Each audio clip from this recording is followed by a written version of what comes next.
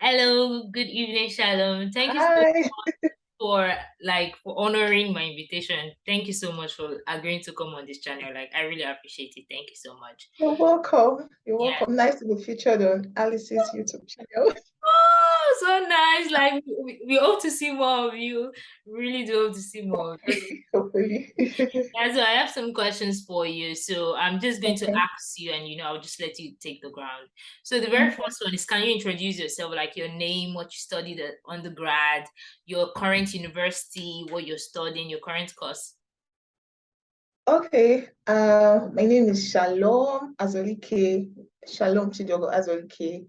I studied medical laboratory science at University of Nigeria, Nsukka, and I'm currently studying for a master's in disease mechanisms and therapeutics. That's disease mechanisms and therapeutics at Brunel University, London, United Kingdom. My second question now, I know you're a Commonwealth scholar, and Mhm. so how did you know about the Commonwealth scholarship? Like, how did you know about the, and then how was the whole process and your journey and application like? Okay, so I finished my bachelor's in 2019 and I was inducted in 2020. So at that time, I think luckily for me, I was privy to like information about scholarships and graduate studies. And I had always wanted to do my graduate studies outside Nigeria. Like I never thought of doing my master's in Nigeria. So somehow you'd say I was open to opportunities. And the first time I came across Commonwealth Scholarship was from a scholarship WhatsApp platform group that was I was on. So, but then I wasn't focused on the UK. I wanted to go to the US, so I didn't just mind it. So I finally, when I applied for Commonwealth in 2021. I still got the information from that same WhatsApp group I was on, but I just then decided to give it a try at that time. So I first got to know about Commonwealth in 2020, but I didn't make an application. It was in 2021 when I was just like, okay, because the Commonwealth scholarship, I mean, you would have to, they have like different Commonwealth schemes under Commonwealth scholarship. There's a Commonwealth Masters, there's a Commonwealth Shared, and we have, I think, Queen Elizabeth's Commonwealth. So programs, different programs. So, and they have different timelines for opening. So in 2021, I first stumbled upon Commonwealth Masters that opened up in September. But I think I checked it and I saw that we had to write essays and all of that. I was like, ah, no, no, no, no, no. I don't have energy for that. And I just kept forwarding the message to my friends that I knew were interested. But then Commonwealth Shared opened in November 2021. And you would say, I just decided, okay, what will happen? What's the worst that will happen if I should give it a try? The worst that will happen is that I won't get it. And the best thing that will happen is that I will get it. So I then gave it a try. And to answer the question about the process of application, so like I said, the first time I stumbled across the scholarship, I just felt like it was a lot of work, some essays that I wasn't really good at writing essays. And the whole sort of going through these essays were just like, oh, I'm not just going to do this. But when I finally decided that I was going to apply for the scholarship, then I asked one or two people that I know had already applied before, and they talked to me about it, and then I was like, okay, let me just give it a try. And I think, thankfully, I was scrolling through my feed on LinkedIn one day, and I saw a recent Commonwealth scholar. Like she was doing her master's at that time, so she got it in 2020. So I mean, mind you, I got to know about this. Like I decided to start applying when the duration was already open. So usually like I think 4 weeks, about 6 weeks, or yeah, about 6 weeks. So you really don't have a lot of time to start writing your essays and all of that. So I saw her post and then I was like, oh, can she help me? I don't know how to write essays and all of that. So she told me that she will not be able to help me like much more because she's busy. But then she redirected me to a YouTube channel to go and watch Victor Abuja. Maybe Victor Abuja is his name.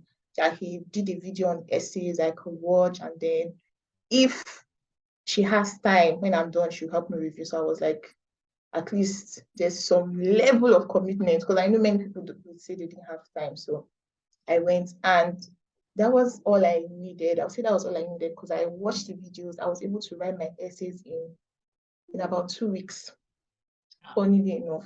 Yeah, I was able to write my essays and I started editing, and thankfully I was able to finish and submit about, I think, 4 or 5 days to the deadline.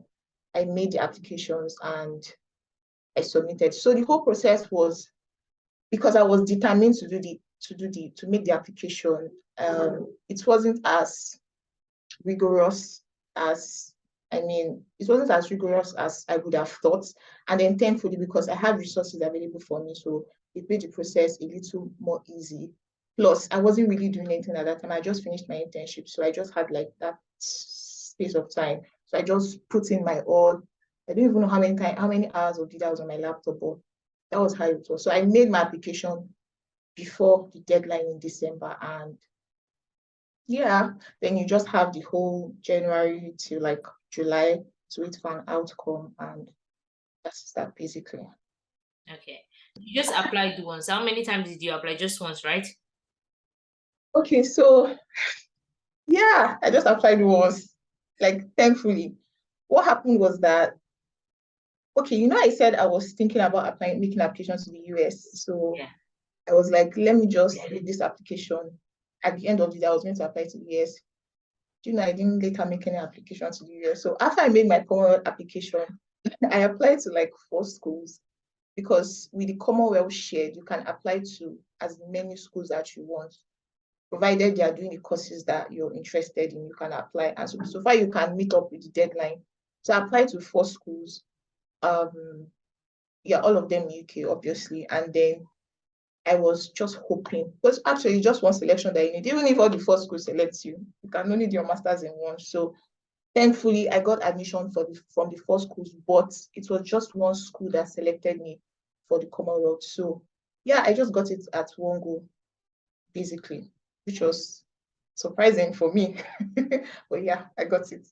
My very next question is, what made you decide to study your current course, and how is it basically like a big part of your academic and career journey?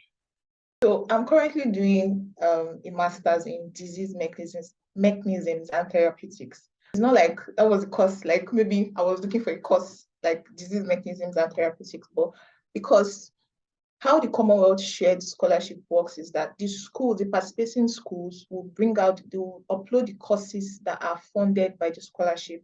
So it's not every course in the school that is funded by Commonwealth shared. So as an applicant, what you do is you now look through the courses that they provided to see, the ones that you're interested in, and then kind of tailor your interests to the courses that were provided. And you would know that many courses in this UK, the names is totally different from their course content. So I already had the information that if I was going to pick a course, I should look through the course content before selecting the course. So that was what I was basically doing. So if I see a course title that I was looking kind of in line with biosciences, I would check the course content. So that was what I did before I stumbled across this course. So when I was making my application, I made my application for a course in biotechnology. There was one in molecular research something, and then there was one in molecular biosciences, then this one, which is disease mechanisms and therapeutics. Like, they had similar course content, but notice how their names are just kind of far apart, but similar course content. And right from when I was in my undergrad, I would say in 4th year, 5th year, I already knew that I was tilting towards research. I did not just want to maybe practice MLS like in the lab on the bench. So I already knew what I was interested in, tilting towards molecular biology, genetics, all those stuff. Yeah, so it just helped me choose this course, because when I looked at the course content, I saw things that I wanted to learn more about: scientific communication. This course has some aspect of bioinformatics, but I didn't know it was going to be major it was for me, because I just had the course in first year, but it's like a lot. And funny enough, it's not like where I'm tilting towards, but we'll come to that later. So yeah, I would say that before I graduated from school, I already knew I was tilting towards research. And when I was looking for a course, I was looking for the course content, basically. not necessarily the school, because in the end of the day, the school is beautiful, but it's my department. It's going to be the course I'm studying, what I'm getting from what I'm studying, and not the name of the school per se. So this was actually, I didn't see the alignment in the first instance when I was making the application. Honestly, I was just like, okay, since this course has some aspect that I'm interested in, I mean, let me just give it a tryout. So this was later on into the year, I mean the next year, when I just kept frequenting the website, looking at, I was like, okay, this actually looks really interesting. And it incorporated all of those things I felt I was interested in and even beyond. So in the end of the day, I mean, I started this course in September, October, and then it's been like, this is exactly what I needed. Like, this was what I needed. This is what I want to do in line with my career path, research. So my next question is, what are your career goals and aspiration? So right now, at this point in time, okay, let me just tweak it a little bit. Okay. So, I don't know what your career goals, maybe your career goals has changed like over the past couple of years. But Okay. right now, with what you're doing, what do you think you see yourself doing like after your master's? What did you see yourself doing conventional biomedical science? Do you see yourself trying to enter NHS, those kind of things? Okay. So me, I've been a different medical laboratory scientist. I would say that from time, because when I was in Nigeria, everybody is only like, oh, work in the lab. Me, just imagine myself like this. God, is this side is Nigeria? Like I was always like, I always did, like it never crossed my mind. It's funny because like you would say, I mean, you were thinking about after internship, after service. I mean, like I never thought that after service I was going to work in a lab in Nigeria. That was how it was for me. And then I just felt like, okay, maybe when I come over for my master's, wherever I am, US, UK, maybe I would then maybe do my licensing and then see if I could fit in. I mean, the, I thought the major reason why I didn't want to work in the lab in Nigeria was because of the conditions, I mean, and the fact that you have many senior colleagues that are not, they don't want to develop themselves personally. They're not, as in, they're just They're just satisfied with doing the okay. internship. Yes, you just want to come to work, especially if you work government, I mean, Yeah. hospital. People just want to come to work. They don't even care. They just want to come. But they won't even stay for 2 hours and leave and stuff like that. So I didn't really like that. If I thought I was going to be in the lab, I wanted to work in a progressive lab environment, and of course something that had to do with research. But I came over and I was still like, okay, I still felt that maybe it was the atmosphere. I mean, here maybe I would want to. It is not so. So I started doing the course in bioinformatics last term, and at first it was a bit challenging because I really don't have a strong background with bioinformatics. But as we progressed in the course, started looking interesting to me, honestly. And then just recently, I started researching about um, health data analysis, health data research, health data science. And I'm like, Shalom, is this not what you've been looking for this well? I mean, you don't want to, you've been looking at research, and this is because it basically involves like sequencing. I'm going to be saying some medical jargon, but like basically DNA sequencing, RNA sequencing, omics, stuff like that. And it's like, this is what I wanted. This is what I was always interested in. I wanted to get so deep. Oh, the basic unit of life, the genes, the genome, what is there? How does this influence individuals, how we live, disease, and all of that? So for my career path, it's looking like I'm going to go into health data science, health data research, stuff like that. That's what it's looking like now. It's looking like this is where I'm headed towards. Yeah. What's your advice for people who are planning? There are people that, oh, I'm trying to apply for scholarship, like maybe Commonwealth scholarship. You can be Okay. specific for Commonwealth or any other Okay. like Nigerian scholarships. Like, what is your advice? What should be the basic requirements? Like, they should hit the ground running with. Okay, so the first thing is, I mean, you already know that you want a scholarship.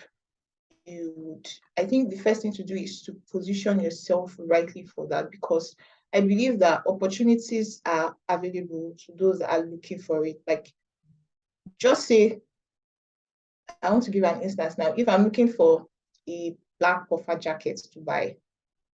Any store I enter, the first thing that my eye will try to locate is that black puffer jacket. I want to, yes, it's just like, it will just be, anywhere you turn, this is it. So I think it's that way for scholarship opportunities too. If I want to, I may not really focus on Commonwealth now because I know that like there are thousands of opportunities available. But for me, what helped me earlier on, because I was exposed to, like, I was kind of open to scholarships, and I was like always, because I was open to it, they were like entering my eyes. When I go on Instagram, when I go on Facebook, when I go on Twitter, LinkedIn, I just find those opportunities. So I just basically position myself better, attended webinars. The WhatsApp group I joined, that I first got that Commonwealth opportunity from, I joined it like in 2020, that time when like people just graduated from school, people were still trying to, I never even got an internship then, honestly. So it was just like a whole lot of information at that time. But in the end of the day, I'm still in the group till today, and I feel like you don't get enough of information from this group. So first of all, position yourself properly and do your research. If you want to apply for Commonwealth scholarship, do your research. I mean, get enough information. Let's be that, okay, the things you don't know, maybe you're going to YouTube to find them. Do you understand? So do your research, go to the websites, look at whatever at their requirements, just whatever scholarship it is, do your research and take note of the timelines. If for Commonwealth scholarship, for Commonwealth masters, there's one that opens in September and closes maybe sometime in October.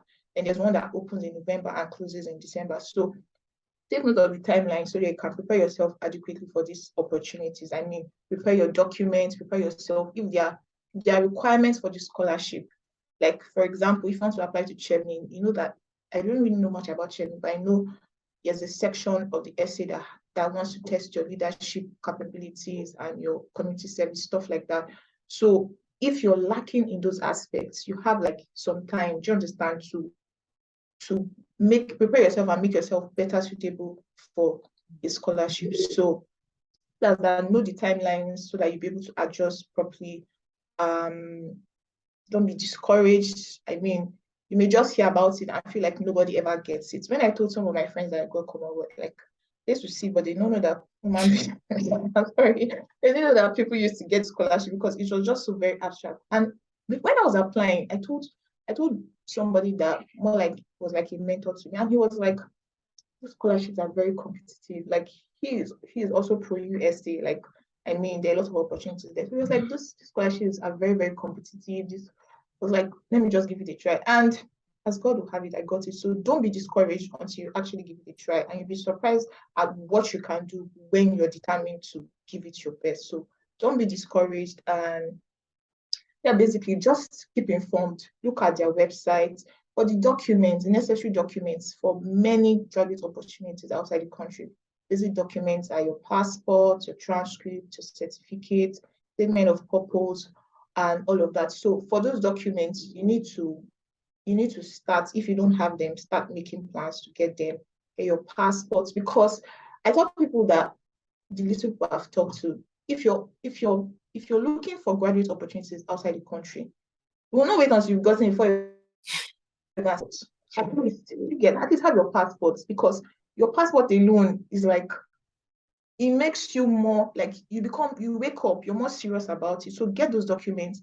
If you need that's why I'm like, check their sites to look at the timelines. If you need your certificate, if it's going to take a while to process from your school, start processing it. Your transcript, don't wait until the opportunity comes to you. Have those things. I think what helped me too was that very early I got my transcript. That was just because I think I was the first person to get my transcript to my set. What happened is because there was an opportunity in my department, and somehow like the department helped me get my transcript, and that was what saved me with most of the opportunities that I had to apply for, I mean, earlier on, because I already had my transcript. So some of these things may take more time. So just get those documents that you know are out of your control.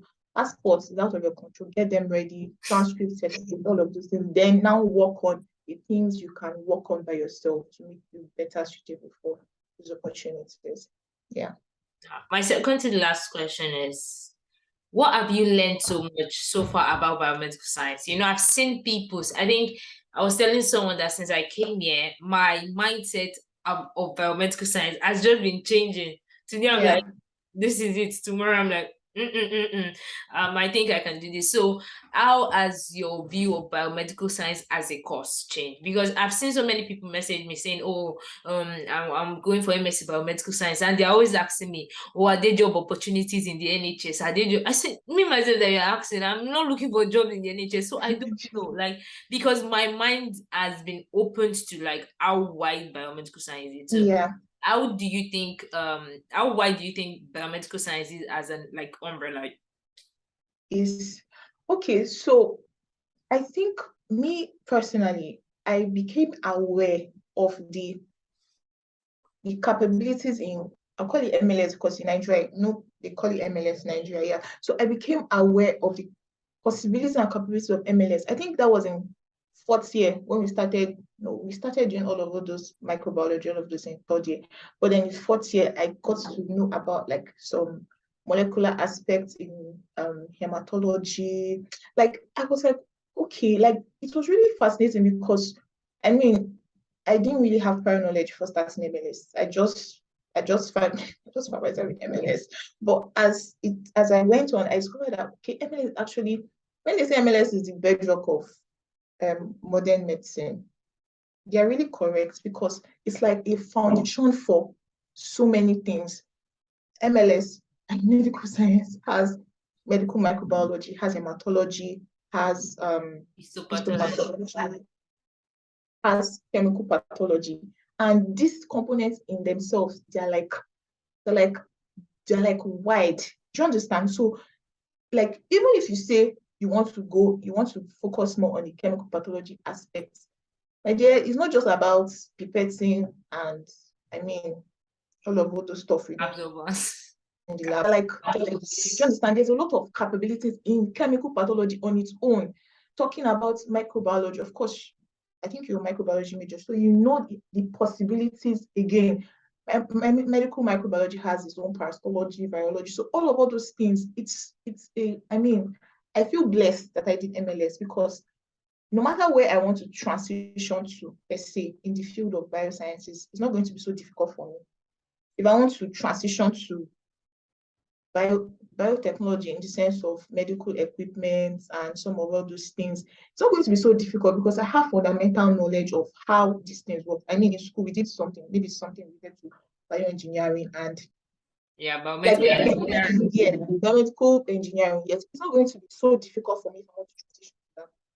If I want to move to research, of course, research is right. If I want to do cancer, if I want to do genes, if I want to do if I want to go into pathology itself, my knowledge in histopathology is going to serve me. So it's just a whole lot of for me or for anybody that does biomedical science, medical lab science, like your capabilities are limitless. You can transition wherever you want to go. It's like you have you have biosciences like in the palm of your hands. Whatever you want to do, you can go.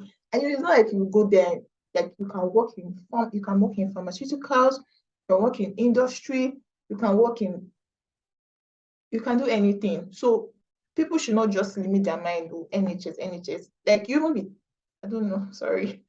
It's just my personal Yeah, mindset. But I'm once you not be pro. tired, I'm not you're not pro going to be tired. NHS.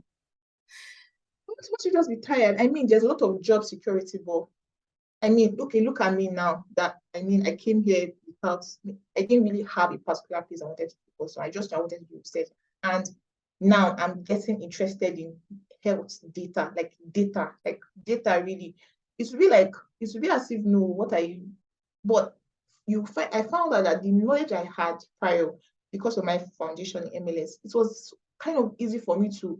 I mean, some of the interpretation you do data analysis in health, I mean, health data analysis, you find that it's kind of easy for you to transition to. So MLS is more than NHS. Sorry, biomedical science is more than NHS, is more than working in the hospital, is more than bench work.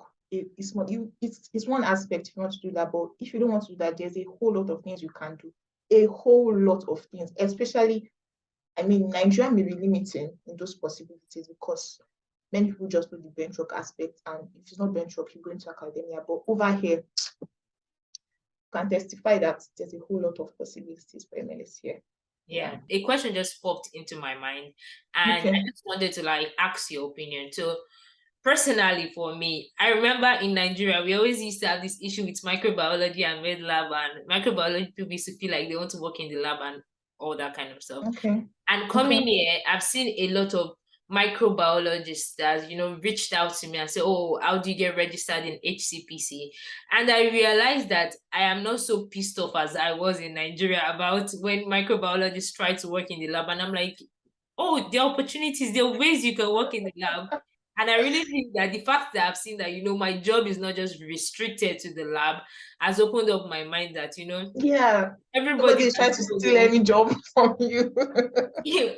And I feel like in Nigeria, it was more of a security issue. We always felt like, oh, that's always why we're having the issues, even with doctors. Yeah. They want to take our jobs. If they take our jobs, we have Like, nothing else. yeah, like here, it's not that way, because I mean, first of all, nobody likes extra stress. Nobody likes extra work.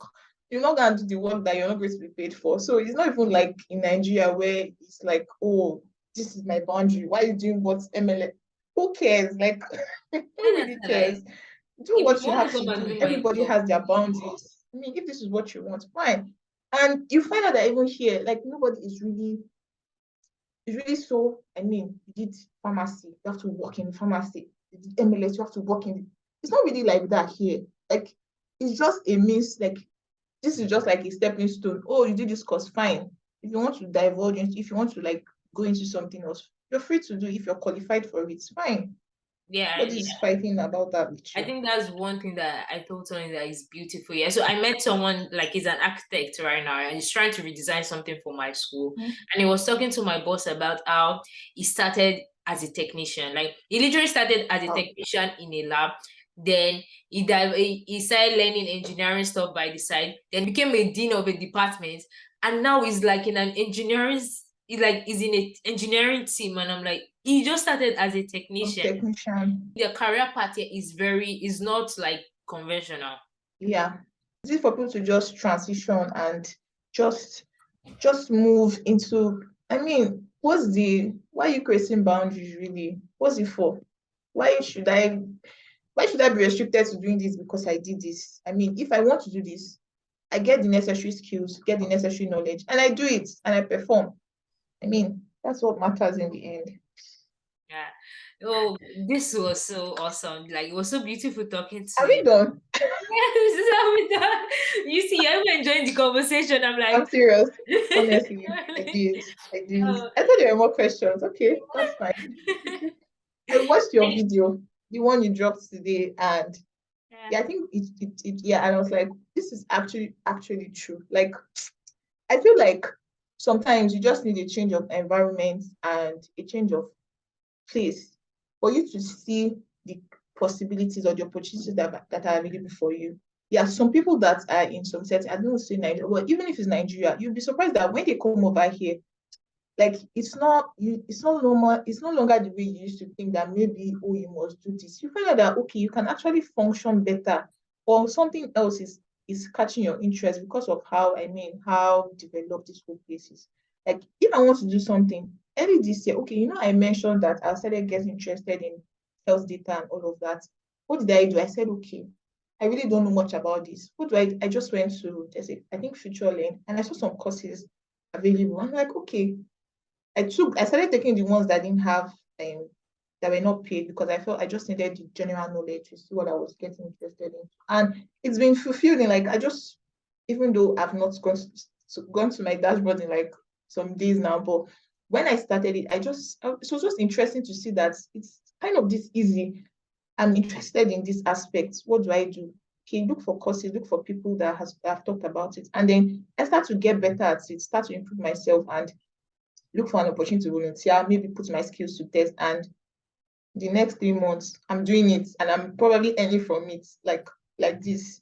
So it's actually just interesting to know how our ideologies and how our mindsets change over time when we come into some certain kind of environments. yeah. So yeah, I enjoyed watching your video this evening. Thank you so much. You're Wonderful welcome. having you on the channel. Like I am so grateful. Like I don't know when the thoughts crossed my mind. I'm like, oh, should I be sending a message? But I'm so glad I did right now. I'm really so. I'm happy. I'm happy I was on this call. Yeah. Thank you so much.